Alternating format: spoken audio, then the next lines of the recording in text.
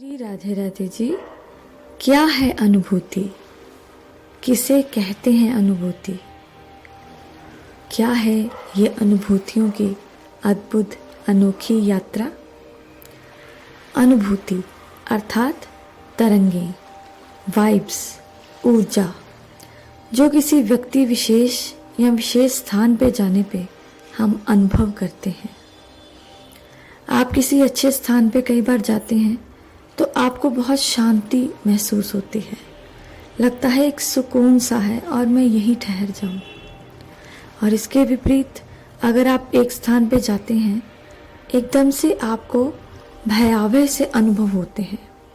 चाहे देखने में वो स्थान भयानक ना हो, लेकिन कई बार आपकी अनुभूतियाँ ये कहती हैं कि जैसे यहाँ पे कोई घटना घटी है, कुछ बुरा हुआ है या मुझे भय लग रहा है, जाने क्यों, जैसे कुछ देखा है, कभी आए हैं, कभी सुना है इत्यादि।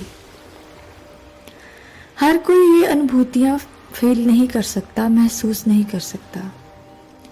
जिसकी चेतना जागृत होती है, जिसने जन्मों जन्मों से अपने अंतर मन को जगाने का प्रयास किया है, ऐसे लोगों को ये अनुभूतियाँ बहुत जल्दी होती हैं।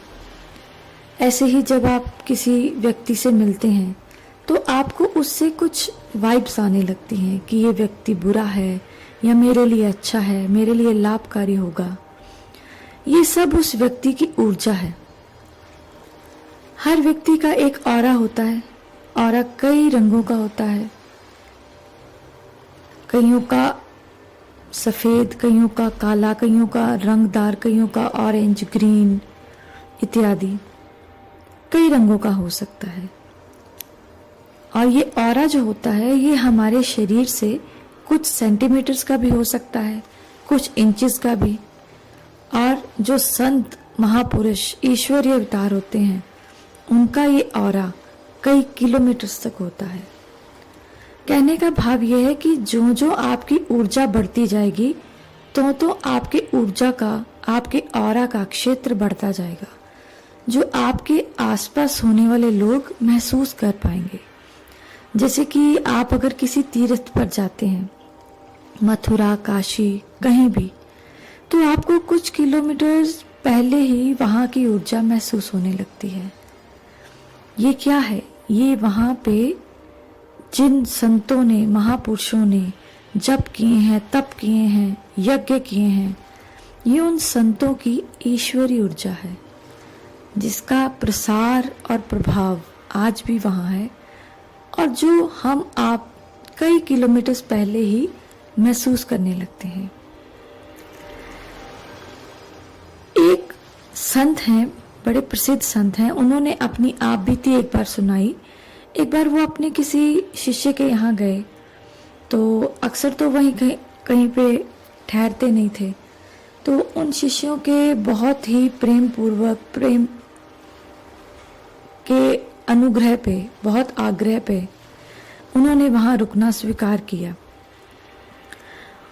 वो एक परिवार था, भक्त परिवार था।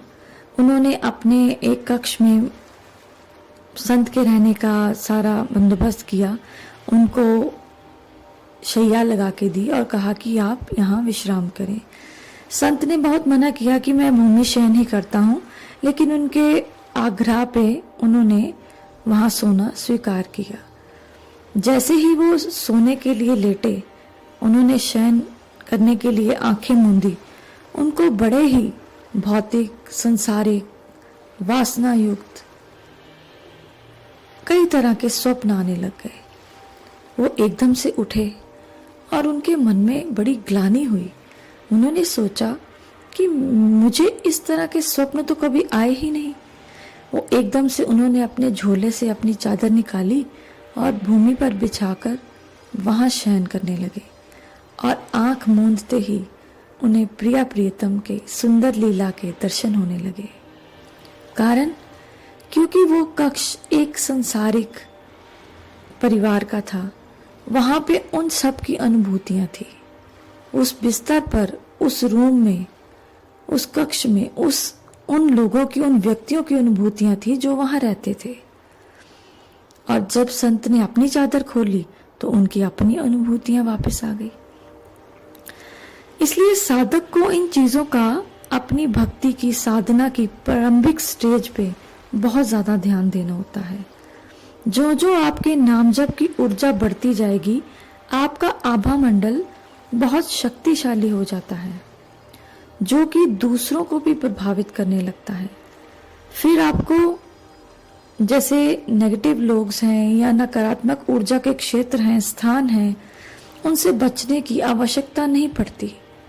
सिर्फ आरंभ में आपको यह ध्यान रखना पड़ता है कि आप ऐसे लोगों के या ऐसे स्थानों के संपर्क में कम से कम आ पाए जब आप साधना का आरंभ करते हैं।